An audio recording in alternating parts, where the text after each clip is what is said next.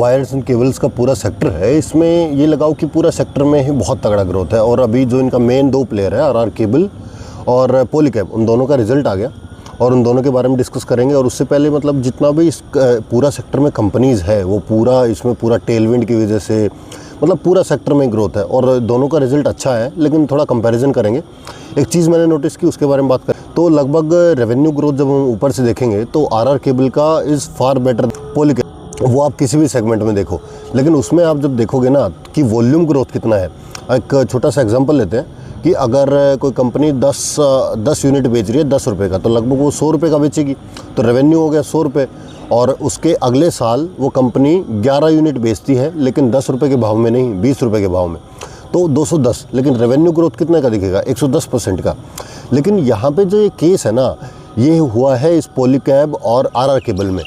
तो पॉलीकैब का जो रेवेन्यू ग्रोथ है वो लगभग 27% का आया, लेकिन उस 27% में से जो वॉल्यूम ग्रोथ है वो है लगभग 20-22%।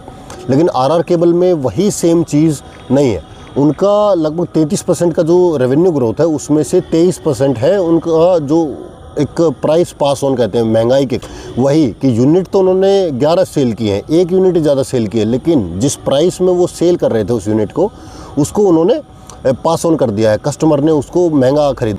उसकी वजह से वही सेम चीज़ पॉलीकैब में नहीं है। पॉलीकैब में क्या है? Volume growth. उन्होंने प्राइस को क्या है पास ऑन नहीं किया है। क्यों नहीं किया? क्योंकि उनको जो मार्केट शेयर है वो कैप्चर करना है। उन्होंने पिछली जो उनकी कॉन कॉल थी उसमें भी बोला था कि we can take on the कि हमारे पास बहुत कैश है और हम थोड़ा सा हिट ले सकते हैं। इसी वजह से आप देखोगे कि लगभग जो आरआर केबल का परसेंटेज है पैट ग्रोथ है, प्रॉफिट आफ्टर टैक्स, वो लगभग 30% के आसपास, और वहीं पॉलीकैब का लगभग 7% के आसपास है। और इनका जो FMEG है, फास्ट मूविंग इलेक्ट्रॉनिक गुड्स, वो उसमें ग्रोथ देखने को मिला आरआर केबल में लगभग 13-14% के आसपास का, मतलब इनके बीच का।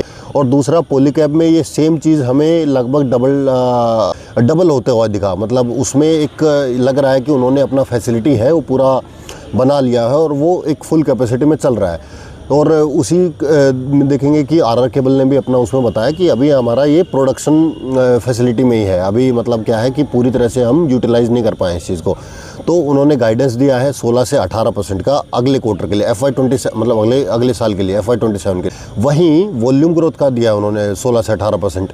तो महंगाई और जोड़ लेना इसमें।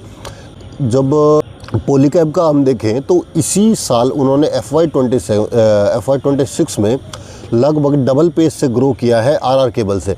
मैं वॉल्यूम ग्रोथ की बात कि जब आप उसका अपने जेमिनाई को बोलेंगे कि compare the result with Polycab and RR Kabel and also show me how much they grew on the volume basis, not on the महंगाई और प्रोडक्ट मिक्स के, उसकी वजह से नहीं, कि जो वॉल्यूम ग्रोथ है ना, नंबर ऑफ़ यूनिट्स कितना ज़्यादा उन्होंने सेल किया है पिछले साल के कंपैरिजन में, तो उसमें आप देखोगे तो Polycab is a clear winner. उनका FMEG सेक्टर है वो इम्प्रूव हो रहा है, जो उनका सोलर सेल के जो पार्ट्स हैं वो ज़्यादा बिक रहे हैं, ऊपर उनका गवर्नमेंट का जो उनमें जो टेंडर मिल रहा था वो ज़्यादा है।